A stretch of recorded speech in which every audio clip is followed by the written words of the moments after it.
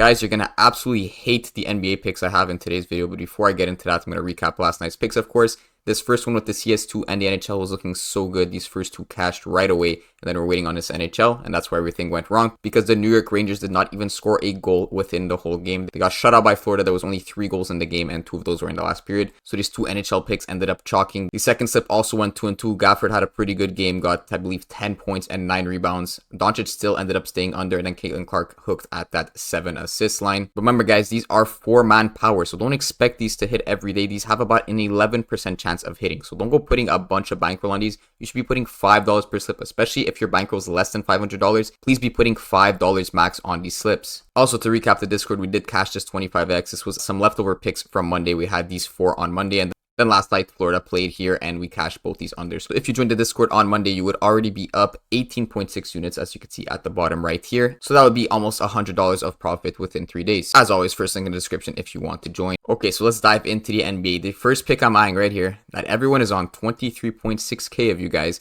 Tyrese Haliburton, I know you guys are on the over. I see on Sleeper Fantasy, there's this sort of like bar you could see. 99% of people are on the over. I assume it's something similar on Prizepicks. Why? Because he crushed 26 points versus Knicks in Game 7, and he dropped 25 points in Game 1 versus the Celtics. Now tonight, I'm going with the less. The less is the correct play, and I'll show you why. I'll explain that throughout the video. The second player I was going to pair him up with, as I normally do. As you guys know, I like to take assists when I'm grabbing points on that same team. It was going to be Andrew Nembhard on his under 4.5 assists. Now, as you could see, that was also a popular pick. If you guys saw earlier during the day, he was actually more popular than Tyrese Haliburton. He is now taken off the board. I know you guys were all in his over because his demon prop is also popular here at 5.5 assists. And similar to Tyrese Haliburton, he's been clearing the line with ease. As you can see, they both went over together in both those cases. But at this point, Prizepicks removed the regular prop. Why? Because they want you to be on this over because they're taking so much juice on this specific play. Again, I'll explain why that is throughout this video. But instead of taking the bait and grabbing this over 5.5 demon prop, I'm going to actually go with Nembhard's under 7.5 rebounds plus assists. Like I said, I would have liked to take his assist line on the under, but it got taken off for a reason. It was too good, so we're going to have to settle for the rebounds assists. Similar to what happened with Gafford last night, his points was too good. We had to settle for the points plus rebounds. You have to kind of make these workarounds when Prizepicks is constantly taking the good props off the board. Without even taking a deeper look into the stats and what happened past 5, past 10, all the playoffs games, let's take a look at the actual value you're getting on this compared to a sportsbook. To start, I'm going to show you the value comparison between taking both the overs on these, which is not the correct play, versus taking both the unders, which is the correct play. So Tyrese Haliburton over, Nembhard over. Let's take a look on Bet365, the payout you would get for this. So right away, you could see Nembhard does have juice towards the under on the 7.5 rebounds assists. You already know that is the correct play. Let's just parlay these together and see what kind of payout you're going to get on this. So over 7.5 assists plus rebounds. Then we're going to go over to Tyrese Haliburton, grab his over 19.5 points. If we put $100 on this, we return $350. If you notice on Prizepicks, in this 2 power, you're only going to get $300 back. So right away, we see we're getting $50 extra of value on a sportsbook by playing it there. So right away, that's a red flag. You know you're getting scammed. You're getting a worse payout on Prizepicks. Obviously, you're not allowed to play 2 players from the same team on Prizepicks in the same entry, but just to show you, you're still getting that reduced payouts compared to a sportsbook. You should know that is not a good sign. Now, the reason for this is both these players actually have juice towards the under. So you're going to see Tyrese Haliburton, despite the game he had, the sportsbooks are still saying it's more likely for him to go under 19.5 points than to go over 19.5 points. You see that by the juice towards the under. Minus 125 on the under, minus 105 on the over. If we translate this into simple numbers or percentages, you're going to see there's about a 52% chance that he goes under that 19.5 points. And it was a similar concept to Nembhard. You saw the juice on his under. Now, if we go and grab the double under, so I took Tyrese Haliburton under 19.5 points and Nembhard on his under 7.5 rebounds assists, look at the value we're getting in comparison to Prizepicks. On Bet365, we're only getting paid $260. On Prizepicks, we're getting paid $300. And this is in a 2-power format. 2 powers are terrible. If you guys know, I've talked about it on the channel countless times. If you saw my ranking video, 2 powers are borderline F tier. You see here, you need to hit 57.74% of your props to actually break even on a 2-power. Tonight, we're going to be playing this in a 4-power, which has slightly better payouts. Obviously, the best is playing it within a 5 or 6 legs. But for the sake of the video, so you guys actually have a higher probability of hitting this prop, I play 4 powers on the YouTube videos. So 56.23% chance. We're getting 1.5% edge on that 2 power.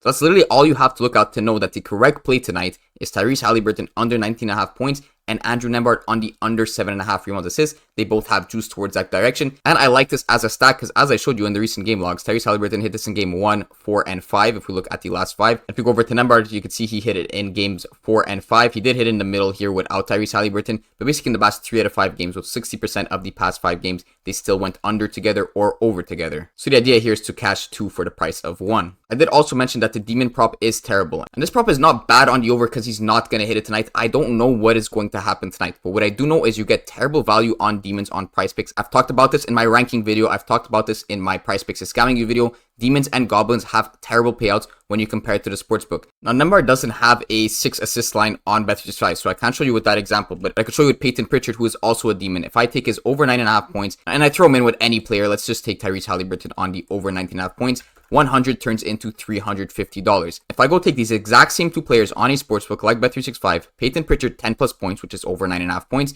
and then Tyrese Haliburton over 19.5 points, look at this, 100 into $475. I know a lot of you don't have access to sportsbooks, but you have to understand how much you're getting scammed here. 100 into 475 on a sportsbook, what 100 into 350 on Prizepicks. That's how you know that Demons are terrible. So I'm not saying Nembhard's Demon prop is not good because it's not going to hit. I'm saying you're not getting paid a high enough premium for taking something that is harder to hit. So that's the correct way to think about props when you're playing them on Prizepicks. You shouldn't be thinking, is this prop going to hit or not? You should be thinking, am I getting paid a good enough price for whether this prop is going to hit or not? So based on the probability that this prop is actually going to hit, am I being paid a fair price? And for Demons and Goblins, the answer is pretty much always no. And I just showed you another example with just regular props where the answer was still no. You want to be on the under rather than the over. For the actual analysis on this Tyrese prop, honestly, I think people are just overhyping it. Yes, he dropped 26. Yes, he dropped 25. Other than that, he only had 4 more decent games in the playoffs. 20 points here, 35 here, 34 here, and then one of the games versus Milwaukee where he dropped 24. He hasn't been doing anything too crazy in this playoffs. People just have some really big recency bias based on these past 2 games. You can't be looking at these things. It doesn't matter as much as you think it does. Other than that, it's been the threes that have been that main factor really getting him over the points prop. And like I said in the previous video where I took his under 3.5 3-pointers, Boston does have better defense versus the 3-pointer than the New York Knicks did. And honestly, he's just chucking way above his averages. 14 and 12 in the past 2 games is crazy when he's been only averaging around 8 3-point attempts during the season. Yes, his averages on 3-point attempts are much higher during the playoffs, but I could see this reverting down to about 10 3-point attempts tonight. As for Nembhard, I won't lie, this is a bit more of a scary prop to take. He did clear it 3 times in the past 5, and just general in the playoffs, he has been doing well on that rebounds and assist department. Hopefully tonight is a bit slower of a pace game. Last game was 260 points. Of course, that went over to OT. Tonight, the total is at 224.5, another 8.5 spread towards the Celtics. See if the Celtics are able to take it home a bit more comfortably tonight. But overall, a nice Celtics lead as well as a slower pace game will help both our props on the unders, of course. Before I get into the last 2 props, I did just want to shout out this Jrue Holiday 14.5 points prop. Guys, you missed the mark if you're taking this at 14.5. Again, I talked about this in my ranking video, but the popular picks could be good if you're locking in the value early. This was set at 13.5 not too long ago. I sent this pick to my Discord at 10:56 a.m. Eastern time. He was set at 13.5, as you could see. Getting that point difference from 13.5 to 14.5 is massive. I talk about this every single time. It does not matter that he cleared 28 points last game. That is an anomaly. If you look at the previous games, he does hover around that 13.5, 14.5 point mark. 13 points here, 16 here, and 18 here. So of course, if he has a game where he's actually closest to his averages, this point is going to matter so much. You want to be locking these plays in early. Another good reason to join the Discord. I got this before the bump. 14.5, you want to be on the under. I know that sounds crazy. At 13.5, take over. At 14.5, take under. But that point matters so much. I can show you this perfectly on Bet365. He has minus 135 juice towards the over at 13.5. And if we go over to his 15 points milestone, so the over 14.5 is set at minus 110 towards the over, which means probably about minus 130-ish, minus 135 towards the under, meaning the under 14.5 points obviously is the more likely outcome at this high of a point total. So just a little warning and PSA for the Jrue Holiday pick and just tailing popular picks in general. Be careful with this, guys. If you're seeing bumps throughout the day, make sure you're not tailing it. People might have liked this at 13.5, at 14.5. I don't see the value in it anymore. Anyways, moving on to MLB, there's not many games tonight. I'm just going to be going over Toronto and be taking a stack like I normally do. The first player I'm going to be taking is George Springer on his over hits, runs, RBIs. And of course, stacking this up with Turner on his over 1.5 hits, runs, RBIs.